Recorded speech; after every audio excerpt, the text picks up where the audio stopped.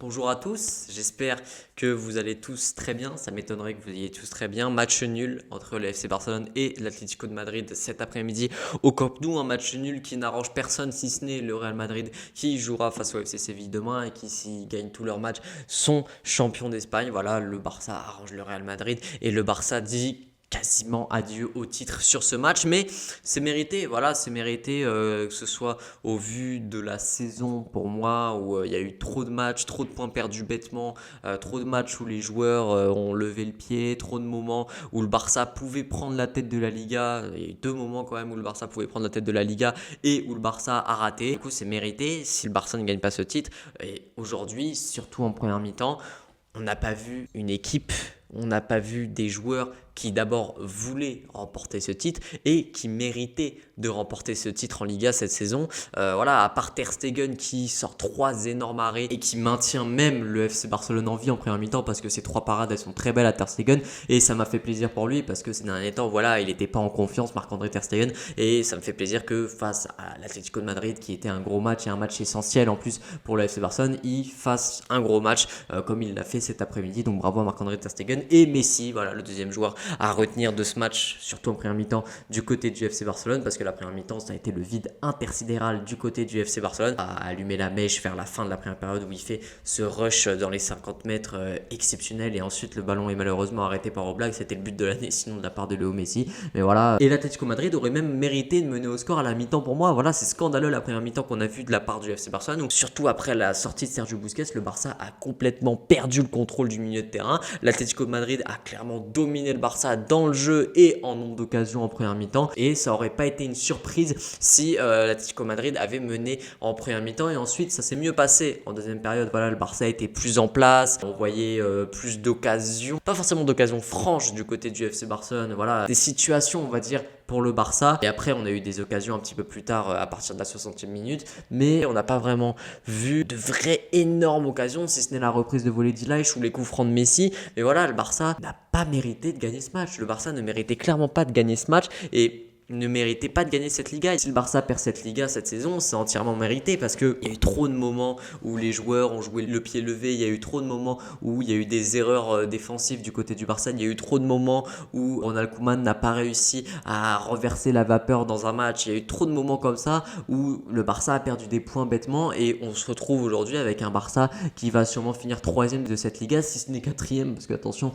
la saison n'est pas finie. Donc voilà, c'est dommage, c'est décevant et en même temps, on s'attendait jamais en décembre dernier à lutter pour le titre du côté du FC Barcelone à ce moment de la saison. Donc c'est pour ça qu'il faut en même temps être reconnaissant de ce que les joueurs ont fait, de ce que Ronald Koeman a fait, de tout le travail de Ronald Koeman avec cet effectif, parce que arriver avec cet effectif qui en début de saison venait de prendre un 8-2, sortait de 3 années très compliquées, une équipe qui était classée 9e en décembre dernier, arriver à lutter pour le titre en fin de saison, c'est quelque chose d'énorme. Mais maintenant Ronald Koeman a aussi fait des erreurs et ça c'est quelque chose qu'il faut dire aussi. Et encore une fois cet après-midi, et c'est le plus gros point où pour moi on peut critiquer Ronald Koeman sur cette saison, parce qu'on l'a vu à maintes reprises, c'est dans la lecture de match et dans ses changements en cours de match. Il est rarement capable de faire les bons changements au bon moment et de renverser la vapeur d'un match. Il est rarement capable de trouver la formule pour pouvoir renverser complètement un match, parce que certes le Barça était mieux en place en deuxième mi-temps parce que je pense qu'ils se sont pris une gueulante, mais tactiquement ça n'a pas énormément changé du côté du FC Barcelone. Et voilà, Dembélé doit rentrer beaucoup plus tôt, Sergi Roberto ne doit absolument jamais rentrer. Il y a un problème clairement sur ce plan-là avec Ronald Koeman. Et le deuxième problème, et c'est l'une des raisons pour lesquelles on a eu un Pedri aujourd'hui qui a encore une fois été invisible, et Pedri, ça me fait de la peine parce que le petit, il a 18 ans, c'est son 50e match aujourd'hui avec le FC Barcelone et c'est sa première saison. C'est pas normal, c'est absolument pas normal. Et personnellement, sur cette chaîne, vous pouvez en être témoin,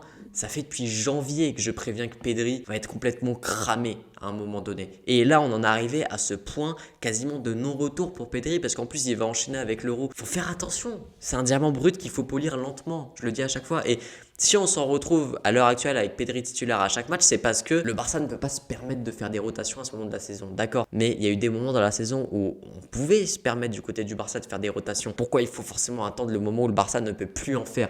Et il est là le problème, pour moi, le deuxième point où Ronald Koeman est le plus critiquable cette saison, c'est sur sa manière d'avoir géré l'effectif. Voilà, dans sa manière d'avoir géré l'effectif, il n'a pas été bon cette saison, Ronald Koeman, on ne peut pas dire le contraire. Un peu comme à l'image de Luis Enrique dans la saison 2015-2016 où les joueurs en avril étaient complètement cramés. Il y a eu très peu de changements dans l'effectif, il y a eu un Pedri qui a joué absolument tous les matchs, De Jong qui a joué absolument tous les matchs, Dest qui a joué des matchs infiltrés, il y a eu Piqué qui, dès qu'il est revenu de blessure, il a repris sa place de titulaire indiscutable. Voilà, il y a certains joueurs qui ont trop joué et à force d'être butés avec Pjanic, avec Riqui Puig, du coup tu empêches d'autres joueurs de se reposer. Alors je veux bien que Pjanic n'a pas apporté ce qu'il aurait dû apporter au FC Barcelone, dans ce qu'il a montré il n'a pas été bon, mais Riqui Puig il a fait de très bonnes entrées notamment, donc je comprends pas pourquoi se passer d'un joueur qui pourrait être très bon à la rotation. On n'en veut pas titulaire évidemment les Pjanic, les Riqui Puig, mais ils sont même pas dans la rotation à l'heure actuelle et du coup on se retrouve avec des joueurs comme Pedri qui sont des joyaux, des purs joyaux. Pedri c'est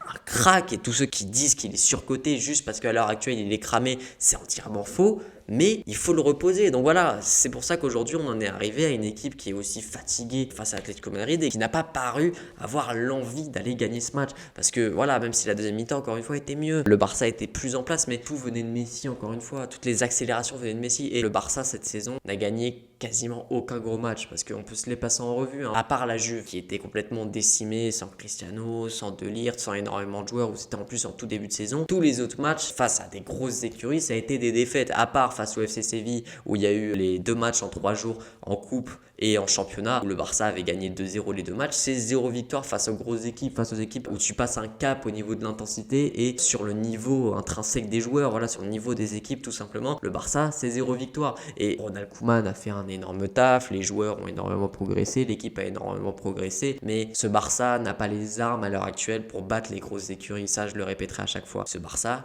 n'a pas les armes à l'heure actuelle. Alors a les armes peut-être pour faire du jeu face à ces équipes, pour dominer face à ces équipes, pour nous procurer du plaisir dans le jeu face à ces équipes, parce que là en deuxième mi-temps il y a des séquences où on a eu du plaisir, au Classico il y a eu des moments où on a eu du plaisir, au match retour face au PSG on a pris du plaisir, mais ça manque de ce coup d'accélérateur, ça manque de certains joueurs, ça manque de certains profils, ça manque de quelque chose, et tout ça pour dire que le Barça n'a pas les armes et n'avait pas les armes cette saison peut-être pour remporter cette Liga. Faut pas non plus se formaliser là-dessus parce qu'encore une fois en décembre dernier jamais on aurait pu penser même finir sur le podium de cette Liga et se battre pour le titre de cette Liga, donc c'est déjà quelque chose d'énorme. N'oublions pas que le Barça est dans une saison de transition, que le travail effectué est déjà énorme et qu'il y a un mercato qui va arriver qui peut absolument tout changer et que tout va se jouer, je pense, cet été pour la reconstruction du FC Barcelone. On verra par rapport à Messi, déjà ça va être le gros dossier de ce mercato, mais voilà, au final cette vidéo ressemble plus à un bilan de la saison qu'à un débrief de ce match face à l'Atlético de Madrid.